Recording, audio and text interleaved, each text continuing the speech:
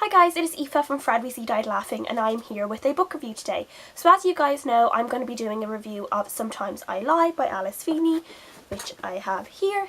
And I'm also going to be doing a giveaway, and HarperCollins, who gave me this book for review very kindly, have also offered to give 3 books away to giveaway winners. So I'm going to do that at the end of the video, and I'm going to start talking about the book first. So this book is a thriller mystery book, and it is about a woman called Amber Reynolds. And all we know about Amber when we first start reading the book is she is in a coma. She can't remember what happened, she doesn't know why she's in the coma, she just has this kind of feeling that something bad happened to her and that's why she's there. Then she hears her husband and she starts remembering a little bit about her husband, but then she's suddenly struck with this knowledge that she thinks her husband doesn't love her anymore. She has this feeling, she just feels that maybe that's why she's in the coma, is it something that he did to her? And then the last thing she starts telling us is that sometimes she lies, so she's a little bit of a liar. So straight away we're a little bit, unsure. We're being told these things by Amber, but we don't know what's true because she literally just admitted that she tends to lie. And then it starts going in straight away, it starts going into a now, which is told by Amber, what she hears when she's in the coma, what she smells, what she feels, and then we're also getting a past tense, so maybe a week or so before she is in the coma, we start learning about her life, what she does, her friends, her relationship with her husband, and we start learning what she was doing the week leading up to her accident that led her into a coma. So first when I started reading this, it's pretty intriguing because you really don't know anything. You're really going into it blind and you've no idea what's going on.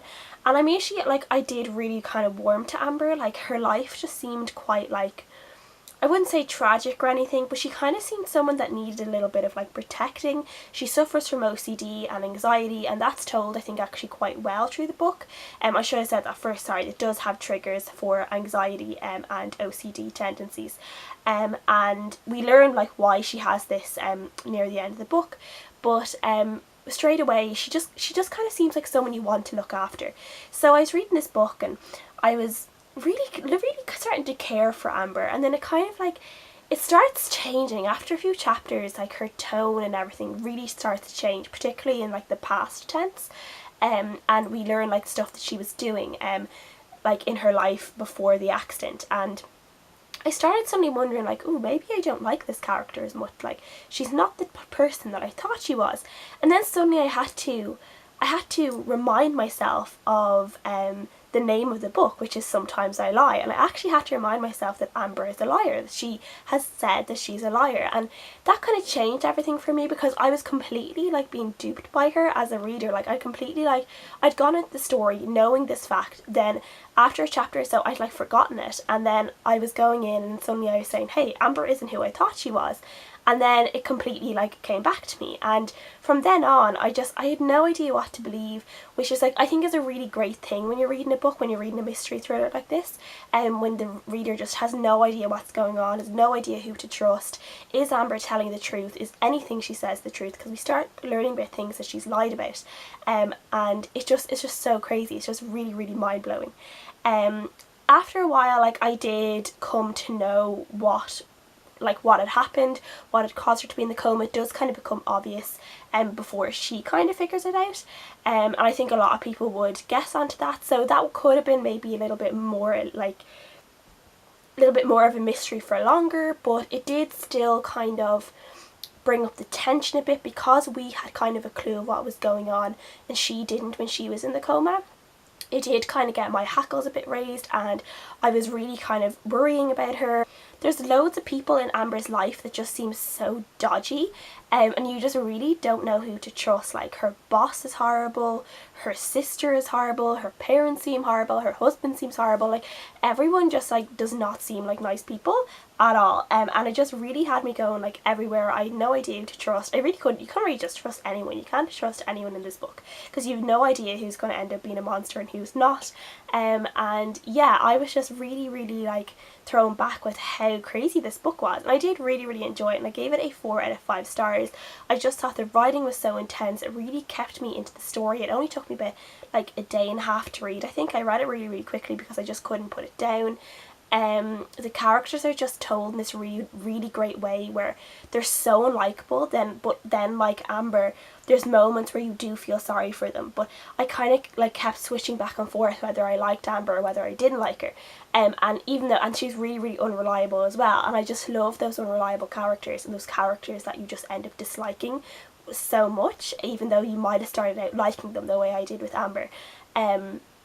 And I just love when that happens in a book. I just think it's a story told really well. There was one thing that happened near the end of the book that I just thought was a little bit too far, and I didn't quite agree with it being like the author putting it in. I just thought it was there for shock value more than anything else, and it just left me feeling a bit gross.